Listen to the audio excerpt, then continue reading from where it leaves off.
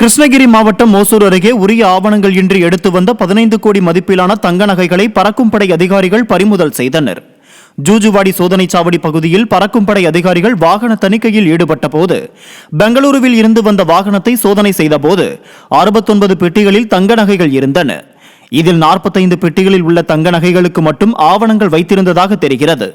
24 பெட்டிகளுக்கு ஆவணங்கள் இல்லாமல் முன்னுக்கு பின் முரணாக பதிலளித்ததால் நகைகள் பறிமுதல் செய்யப்பட்டு மாவட்ட தேர்தல் அலுவலரிடம் ஒப்படைக்கப்பட்டது.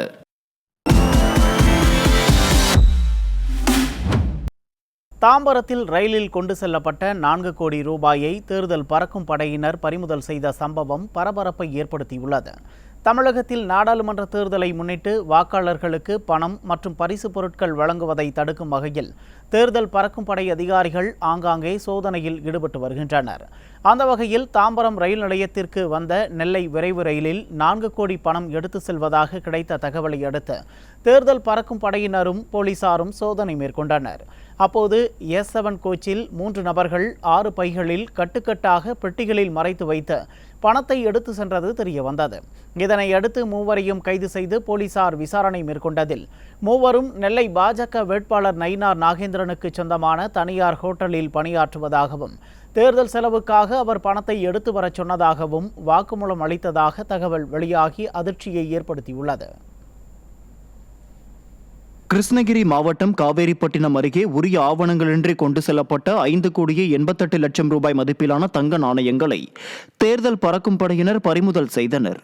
கிருஷ்ணகிரி தர்மபுரி சாலையில் சோதனையில் ஈடுபட்டிருந்த தேர்தல் பறக்கும் படை அதிகாரிகள் அந்த வழியாக வந்த தனியார் கொரியர் வேனை நிறுத்தி சோதனையிட்டதில் சுமார் 5 கோடியே 88 லட்சத்து 14,000 ரூபாய் மதிப்பிலான தங்க நாணயங்களை பறிமுதல் செய்தனர்.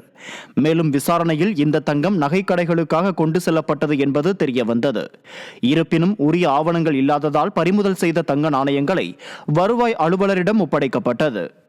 நெல்லை விரைவு ரயிலில் 4 கோடி ரூபாய் பறிமுதல் செய்யப்பட்ட விவகாரத்தில் சென்னையில் பாஜக வேட்பாளர் நயினார் நாகேந்திரனுக்கு தொடர்புடைய இடங்களில் வருமான வரித்துறையினர் சோதனை மேற்கொண்டு வருகின்றனர். தாம்பரம் ரயில் நிலையத்திற்கு வந்த நெல்லை விரைவு ரயிலில் கட்டுக்கட்டாக பேட்டிகளில் மறைத்து வைத்து எடுத்து வரப்பட்ட சுமார் 4 கோடி ரூபாயை தேர்தல் பறக்கும் படையினர் பறிமுதல் செய்தனர். இது தொடர்பாக 3 பேரை கைது செய்து விசாரணை மேற்கொண்டதில் 3 பேரும் நெல்லை பாஜக வேட்பாளர் நயினார் நாகேந்திரனுக்கு சொந்தமான தனியார் ஹோட்டலில் பணியாற்றுவதாகவும் தேர்தல் செலவுக்காக அவர் பணத்தை எடுத்து வர சொன்னதாகவும் வாக்குமூலம் அளித்தனர். மேலும் சென்னை பசுமை வழிச்சாலை உட்பட 3 வெவ்வேறு இடங்களில் இருந்து பணம் கைமாறியது விசாரணையில் தெரிய வந்துள்ளது. இதேபோல நயினார் நாகேந்திரனுக்கு நெருக்கமானவர் என கூறப்படும் விருகம்பாக்கம் வெங்கடேஷ் நகரில் உள்ள முருகன் என்பவர் வீட்டில் வருமான வரித்துறையினர் மற்றும் தேர்தல் பறக்கும் படையினர் சோதனை நடத்தியுள்ளனர். இந்த நிலையில் சென்னை புரசைவாக்கத்தில் உள்ள நயினார் நாகேந்திரனுக்கு சொந்தமான விடுதியில் வருமான வரித்துறை மற்றும் தேர்தல் பறக்கும் படை அதிகாரிகள் ஆய்வு செய்து வருகின்றனர். குறிப்பாக விடுதியில் உள்ள அறைகளில் சோதனை நடத்தப்பட்டு வருகிறது.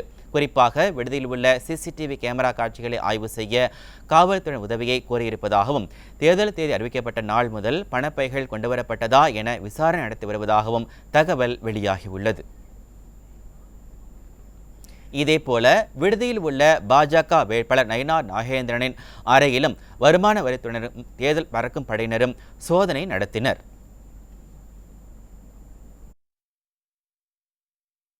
கிருஷ்ணகிரி மாவட்டம் காவேரிப்பட்டினம் அருகே உரிய ஆவணங்களின்றி கொண்டு செல்லப்பட்ட 5 கோடியே 88 லட்சம் ரூபாய் மதிப்பிலான தங்க நாணயங்களை தேர்தல் பறக்கும் படையினர் பறிமுதல் செய்தனர். கிருஷ்ணகிரி தர்மபுரி சாலையில் சோதனையில் ஈடுபட்டிருந்த தேர்தல் பறக்கும் படை அதிகாரிகள் அந்த வழியாக வந்த தனியார் கொரியர் வேனை நிறுத்தி சோதனையிட்டதில் சுமார் 5 கோடியே 88 லட்சத்து 14,000 ரூபாய் மதிப்பிலான தங்க நாணயங்களை பறிமுதல் செய்தனர். மேலும் விசாரணையில் இந்த தங்கம் நகைக்கடைகளுக்காக கொண்டு செல்லப்பட்டது என்பது தெரிய வந்தது. இருப்பினும் உரிய ஆவணங்கள் இல்லாததால் பறிமுதல் செய்த தங்க நாணயங்களை வருவாய் அலுவலரிடம் ஒப்படைக்கப்பட்டது.